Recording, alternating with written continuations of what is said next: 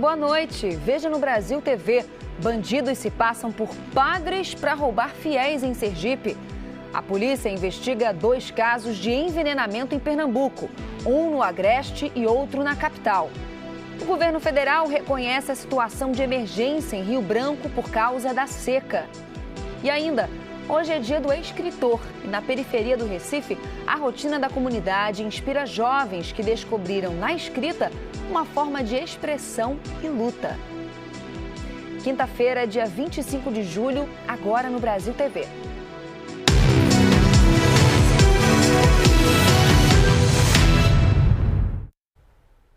A gente começa com mais um caso absurdo da violência. Criminosos estão se passando por padres para tirar dinheiro dos fiéis em paróquias de Sergipe. Sem limites para agir. Agora, o alvo é o sagrado.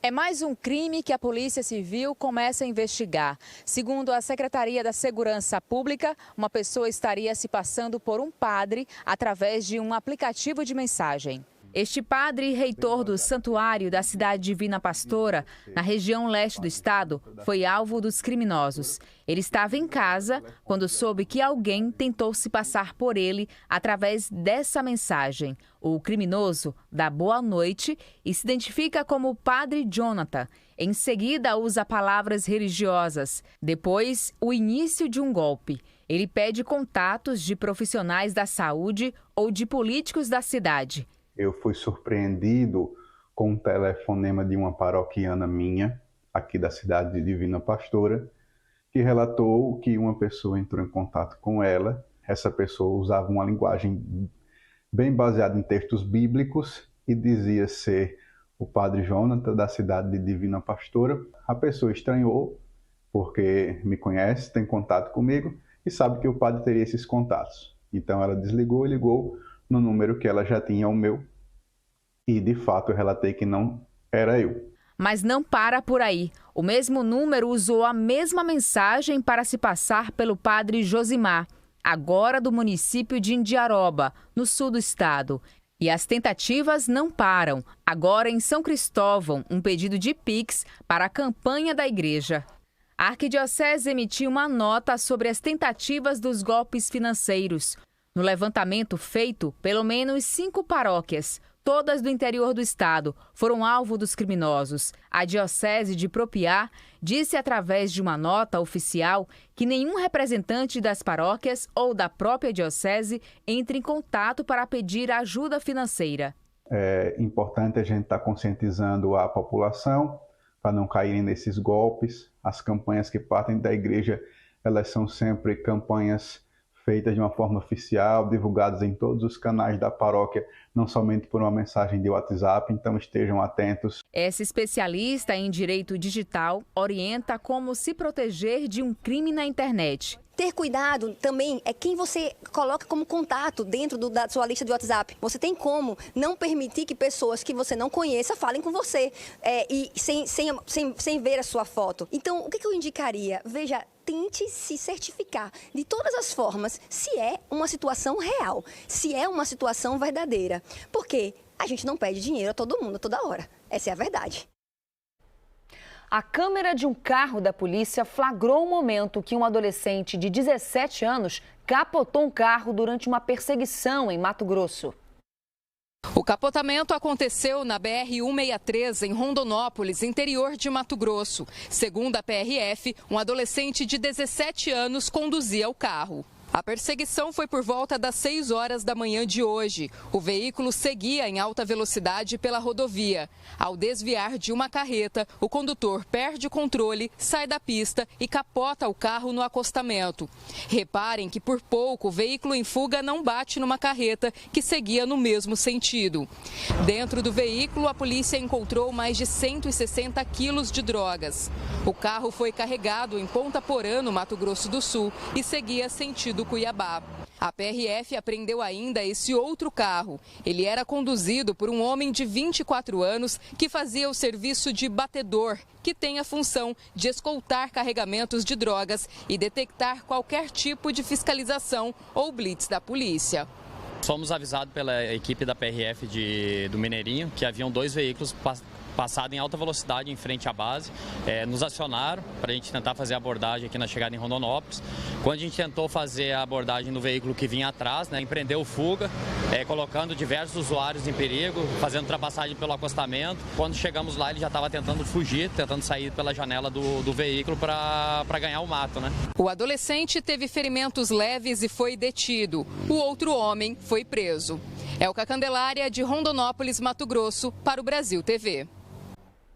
A Polícia Federal prendeu em Mato Grosso do Sul um homem que estava foragido há mais de 10 anos, acusado de um homicídio em Vilhena, interior de Rondônia.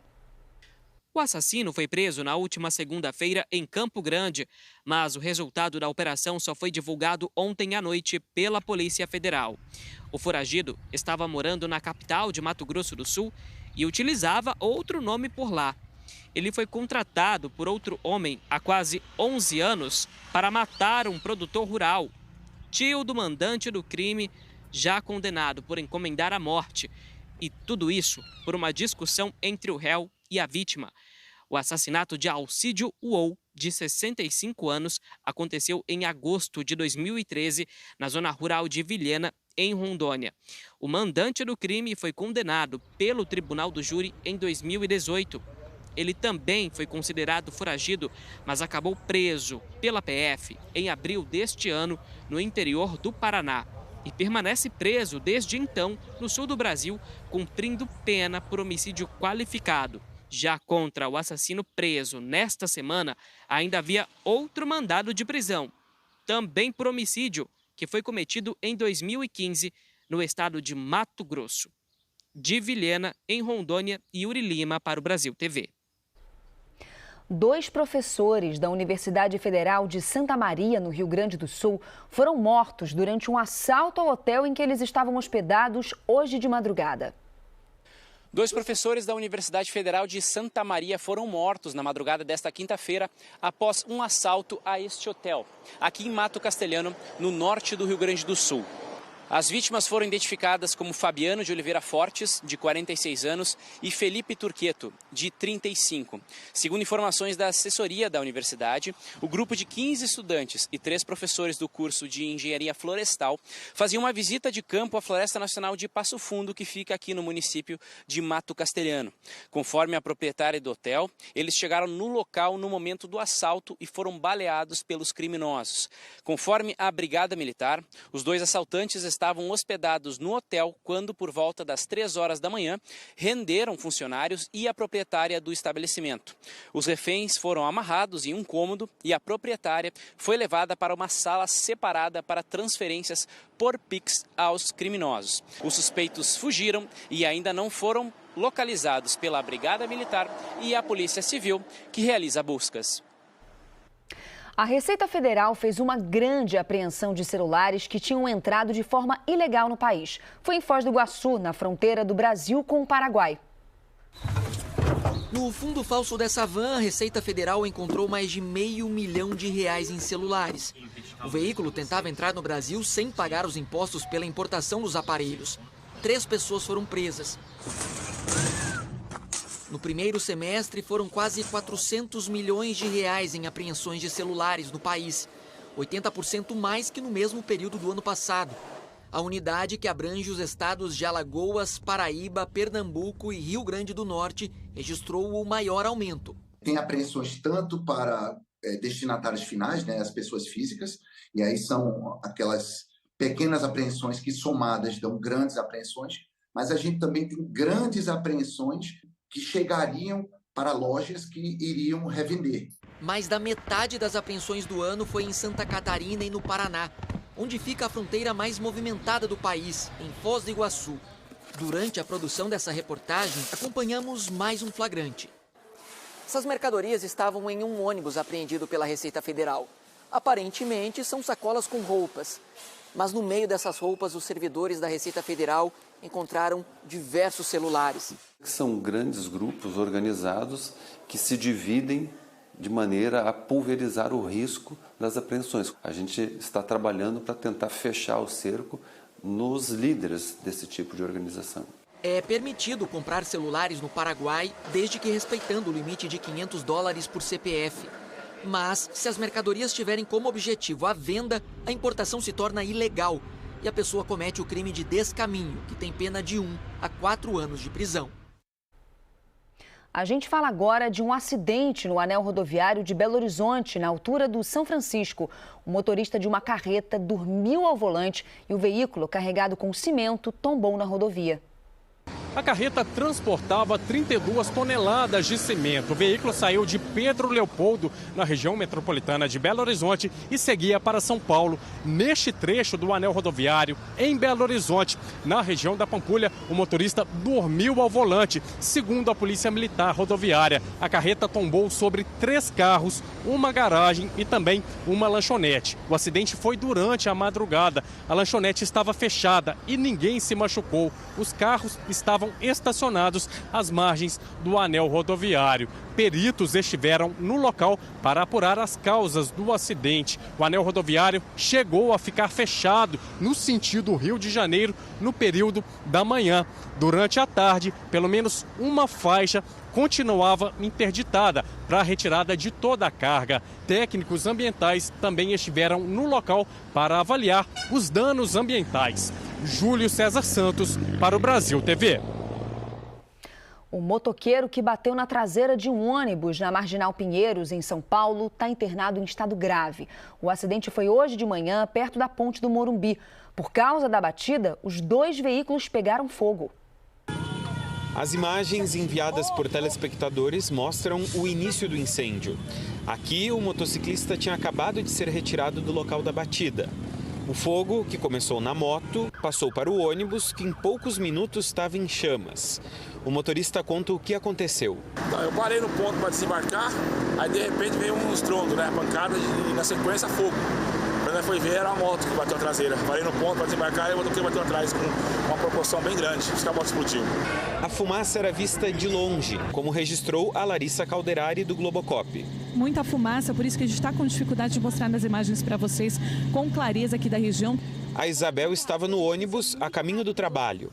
Só viu o barulho, aí quando abriu a porta o chão já estava cheio de fogo, e a gente desceu.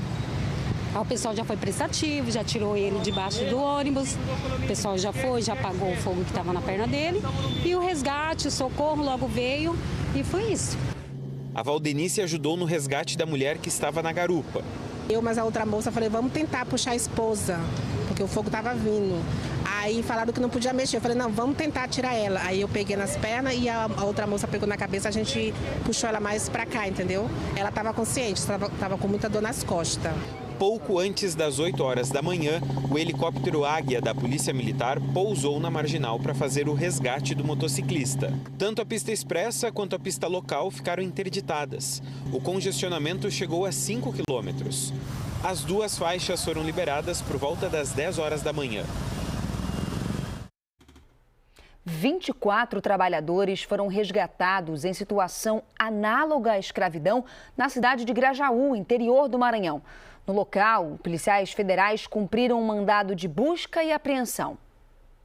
Esta foi a segunda fase da Operação Descanso, conduzida pela Polícia Federal em parceria com o Ministério do Trabalho. Em uma carvoaria na cidade de Grajaú, foram cumpridos esses mandados de busca e apreensão na propriedade de um alvo da Polícia Federal já bem conhecido. Lá foi feito o resgate de 24 trabalhadores que estavam em condições análogas à escravidão, com jornadas exaustivas e sem nenhuma condição de trabalho ou segurança. Essas pessoas já foram encaminhadas para a assistência social e agora vão ser acompanhadas de perto pelo Ministério do Trabalho. André Souza, de Imperatriz, para o Brasil TV. A polícia de Pernambuco investiga 2 casos de envenenamento. Uma menina de 8 anos de Surubim, no interior do estado, está internada no Hospital da Restauração. E uma recém-nascida de apenas 5 dias foi morta pelo pai com chumbinho, de acordo com a polícia. Um dos crimes aconteceu aqui no Recife, mais precisamente na Zona Sul. A vítima foi uma bebê que tinha nascido há 5 dias. Ela teria sido envenenada pelo próprio pai. Ele teria usado chumbinho, aquele veneno para rato que tem a venda proibida no Brasil desde 2012. A mãe levou a criança para a unidade de pronto atendimento, mas ela morreu. O pai está preso. O outro caso de envenenamento de criança foi em Surubim, no Agreste de Pernambuco. Lá, uma menina de 8 anos chegou em casa dizendo à avó que estava com medo, estava andando na rua, tinha sido abordada por 2 pessoas num carro e essas pessoas teriam feito uma pergunta e depois dado a ela um chocolate e um copo d'água. E tinha dito que ela comesse o chocolate, tomasse a água, ela fez isso tudo, só que acordou no meio da noite, vomitando, passando muito mal. Foi para um hospital lá mesmo, em Surubim, depois foi transferida aqui para um hospital no Recife. De acordo com o Hospital da Restauração, o estado dela é grave. Mônica Silveira para o Brasil TV. A médica que roubou uma recém-nascida de uma maternidade em Uberlândia, no Triângulo Mineiro, vai ser ouvida hoje pela Justiça. O Arsênio Correia tem a atualização dessa história. O olhar de alívio. Os braços precisavam estar livres para receber de volta a filha recém-nascida. Segundos de silêncio, do olho no olho, um reencontro cercado de cuidados e que pôs fim às horas de pesadelo. Este é o lugar de onde Isabela nunca deveria ter saído, o colo da mãe. Depois de 20 longas horas, ela finalmente retornou para o lugar dela, de amor e proteção. A recém-nascida foi trazida por uma equipe médica do Hospital de Clínicas da UFO. A bebê estava em Itumbiara, Goiás, a 133 quilômetros de Uberlândia. Ela foi roubada da pediatria do Hospital de Clínicas da UFO, com 3 horas de vida. A médica, que se dizia pediatra, entrou na unidade, falou que iria alimentar a bebê e, segundo a polícia militar, para fugir com a criança, colocou a menina em uma mochila. Depois de um longo trabalho de busca das forças de segurança e em conjunto com imagens do circuito de vídeo monitoramento da Ecovias do Cerrado, que registraram a fuga da médica pela BR-365, ela foi presa na cidade de Itumbiara, Goiás. No carro, ela carregava materiais como banheira, roupas e mamadeiras. Cláudia Soares Alves é formada em medicina pela Universidade Federal do Triângulo Mineiro. Fez residência na UFO entre 2005 e 2007. Na página dela na internet, ela informa ainda que é professora efetiva da Faculdade de Medicina da Universidade Estadual de Goiás, desde janeiro de 2019. No Diário Oficial consta ainda que ela foi aprovada neste ano para atuar como professora no curso de Medicina da UFO. O incêndio na Serra da Moeda, região central de Minas, foi controlado hoje de manhã. De acordo com o Corpo de Bombeiros, a última linha de fogo que estava no local de difícil acesso foi apagada por volta das 9 horas. Outros 3 focos já tinham sido extintos. As equipes passaram a noite monitorando a área, retomaram as ações de combate por volta das 4h30 da madrugada. E de acordo com o último balanço divulgado, 250 hectares foram queimados, o que representa aí cerca de 10% da Serra da Moeda.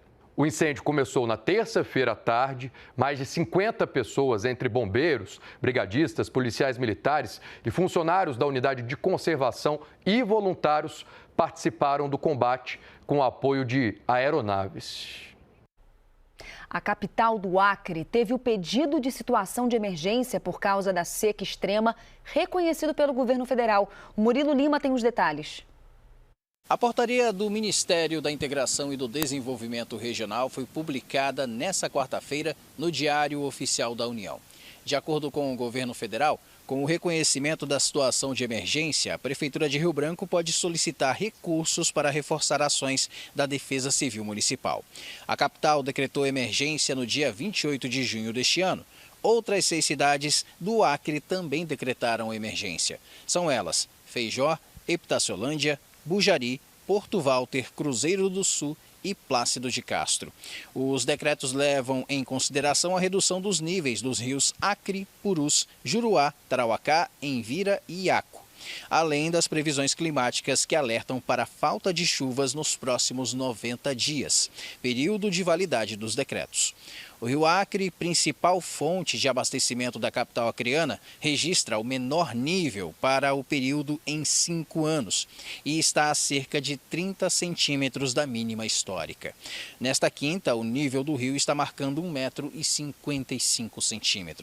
A menor marca desde que a medição começou a ser feita em 1971 é de 1,25 m e foi registrada em outubro de 2022. O governo do Acre também decretou situação de emergência no dia 11 de junho, por causa da seca, e emergência ambiental por causa da redução da quantidade de chuvas e riscos de incêndios florestais. Volto com você. A seguir, festa no Rio Grande do Sul pelos 200 anos de imigração alemã no país. É daqui a pouquinho.